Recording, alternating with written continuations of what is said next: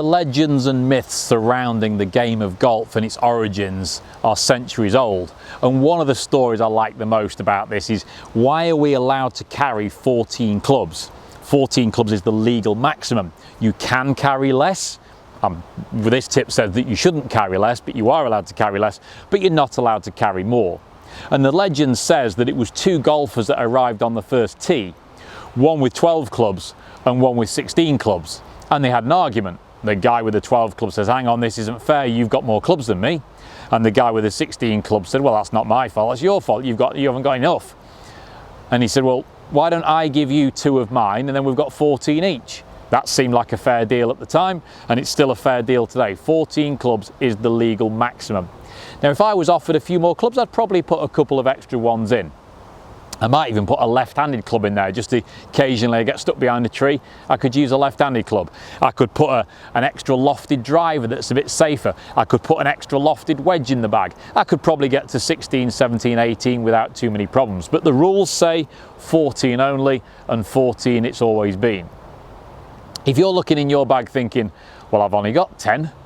Well, if you've got 10, I would argue that if I stood on the first tee with 14 and you stood on the first tee with 10, I've got an advantage, and I can rest assured I'm not going to give you 2 to balance it out either.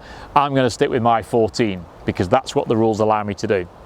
So within your bag, if you've only got 10 golf clubs, I think you're giving up an advantage to those of us that have got 14, and I think you should look within your bag at which shots you're weak at and which shots you think you could do better with.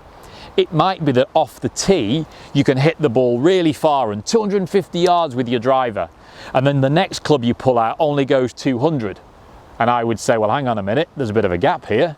We've got 200 yards here and we've got 250 yards here. There's a window there to probably get 1 or even 2 extra clubs. Likewise, as you go down through your whole bag, if your 7 wood goes one distance and your 5 iron goes another distance and there's a 30-yard gap in between, well, there's probably another window to get another club in there. And particularly focused at the top end of the bag. If you're only carrying 2 wedges, or I still see some people without a sand wedge, they're just carrying a pitching wedge and they try and manipulate everything with a pitching wedge. That is a massive disadvantage you've just given yourself there. Try and carry at least 3, if not 4 wedges in your bag. Try and get your club count up to 14 clubs. Look where your weaknesses are in your bag, look where the yardage gaps are, try and plug those yardage gaps with additional clubs. Carry 14 clubs. Stand on the first tee next to me. If I've got my 14 and you've got your 14, we know that you're not at disadvantage straight away. Maximising the club count is important. The rules of golf do not allow for much, but one thing they allow for, 14 clubs, make sure you're not at disadvantage next time you tee off.